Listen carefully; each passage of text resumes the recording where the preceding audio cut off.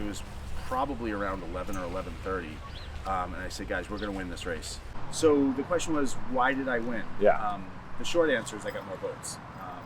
Why did I run for sheriff? It's faster than walking. Those are my fresh answers. But no, it's. I think it comes down to three things. Number one is the public recognized it's time for change. I figured that out real early on with knocking on doors in New Bedford. A lot of the people who work at the sheriff's office, a lot of people who have family that work there, friends that work there, they were saying, yeah, it's time for change. It's just the public was saying that. So that's the first element. The second element is my volunteer base. We had a very active group of volunteers. They were dedicated. They've been at this for a lot longer than me. BCCJ, Bristol County for Correctional Justice, was founded in August of 2017.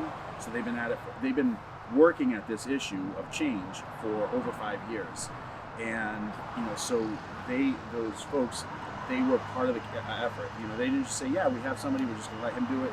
No, they were out there. We had 30 volunteers knocking on doors every weekend. We had 20 volunteers doing phone banking every week. We had about 60 volunteers doing sign holdings multiple times a week. Not all 60 at one time. They would rotate some here, some there. But we had over a dozen house parties. So that grassroots support was also instrumental. I didn't have any paid staff. We didn't have anybody. There was no paid campaign consultants. I was the campaign manager, which for a campaign of this size covering a county, which is almost as big as a congressional district, is kind of unheard of. But I ran the campaign the way I run the city.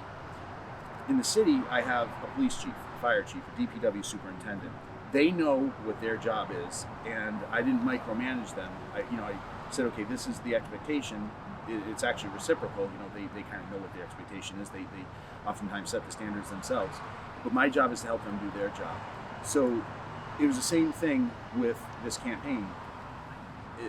Basically, I had one person in charge of sign holding, one person in charge of phone banking, one person in charge of door knocking, one person in charge of house parties.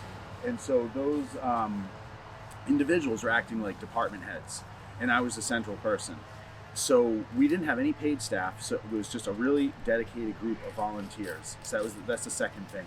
The third thing is it's the candidate, and that's the the message and the candidate's background. That would be the third thing that contributed to this.